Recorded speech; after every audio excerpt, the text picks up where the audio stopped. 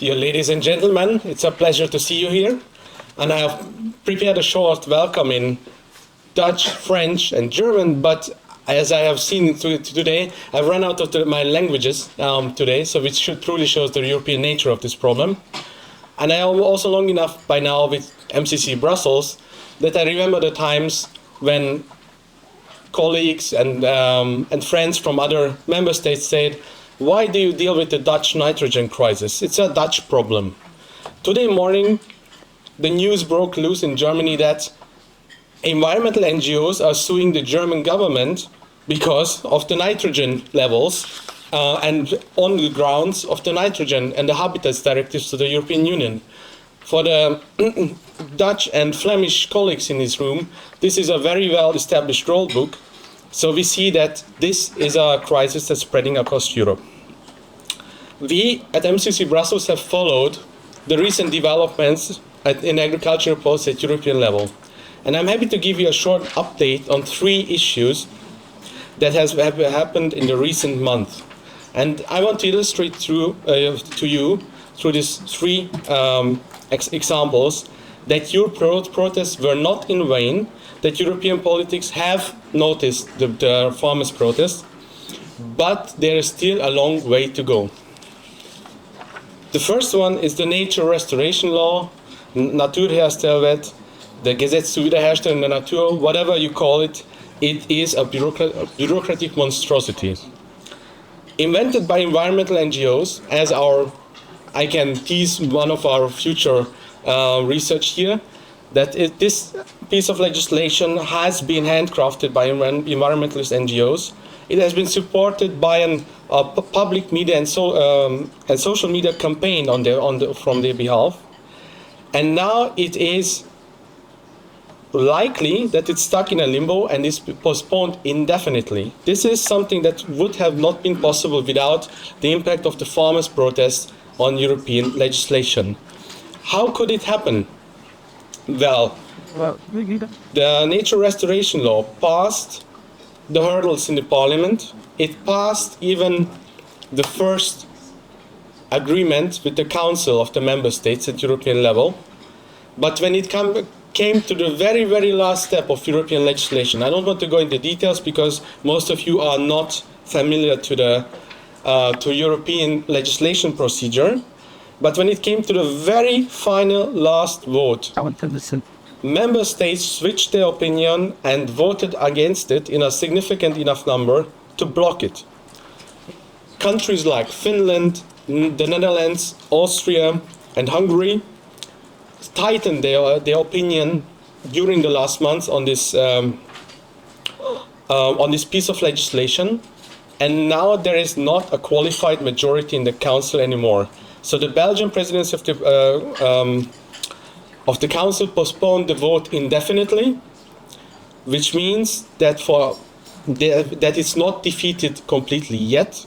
So don't be in an illusion that this struggle is over, but you have scored a very important tactical victory in the European political arena for now.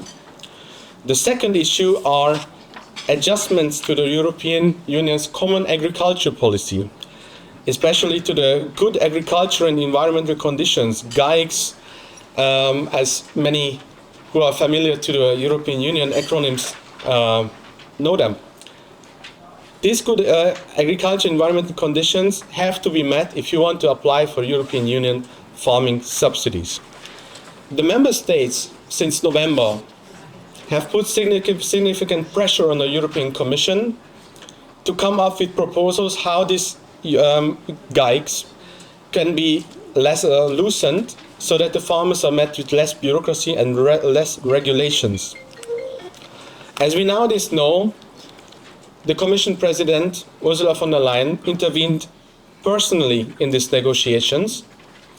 And under her supervision, the Commission proposed a number of changes. I don't want to go into detail because I put more detail. There's more detail in the handed out to you in the small pieces that we have provided you with. But these GAICs have been significantly loosened, And if you look specifically into how they have been loosened, it's very interesting because 65% of all European farmers are affected by these good reforms, but only 10% of the land area. And one has to ask why the Commission did this. It's very easy.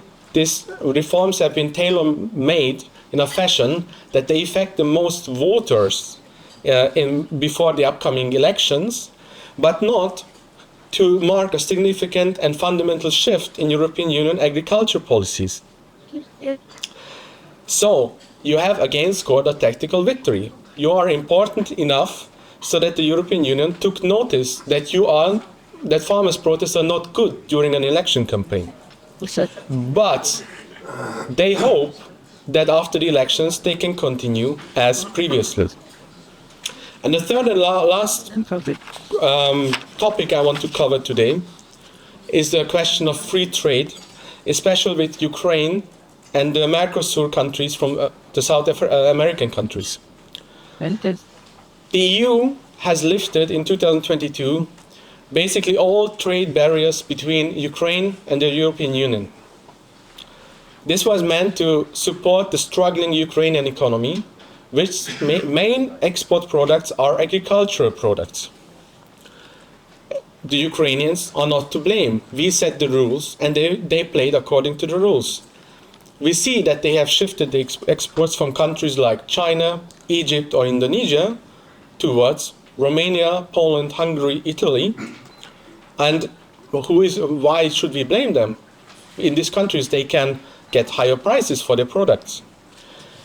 But of course this met with serious and stiff resistance from the farming communities in these countries. And as these products are spreading westwards, as the new supply chains are being set up, it's now even a problem in France, in Spain, or in the Scandinavian countries.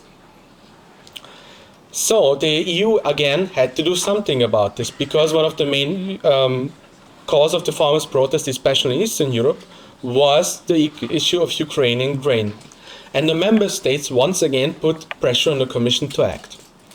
But here we had a much bigger lobby that was supporting the trade liberalization with Ukraine, because this touched a foreign policy issue, the question how to deal with the Ukrainian war, the war in Ukraine.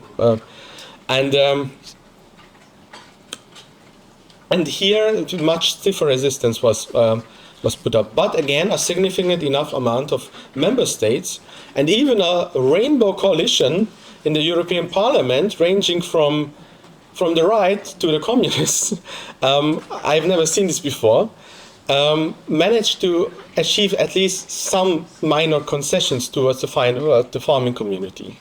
So we can expect that in some cases the influx of Ukrainian agricultural products is not going to grow, but this is again only a tactical victory. With the Mercosur countries, the trade agreement negotiations are stalling right now, and here the European Union's so-called climate and environmental diplomacy is meeting its foe.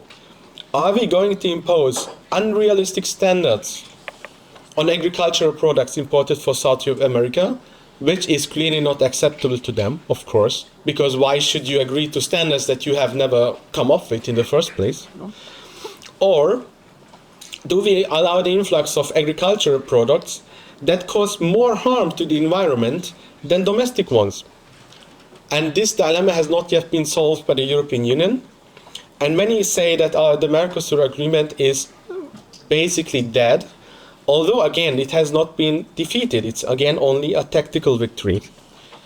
So you have to summarize, you have achieved a lot already, especially because your job is not to deal with these issues. Your job is farming.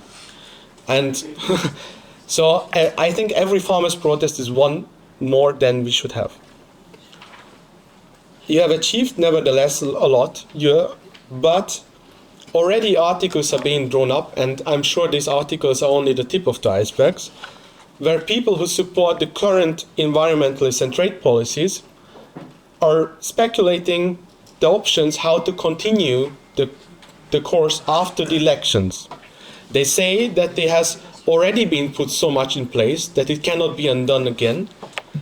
And that bureaucratic inertia, I didn't invent this quote. It is from one of the articles I've read about this, that the bureaucratic inertia of the European Union is going to continue to produce more regulations in future, even though the people have decided otherwise in the elections.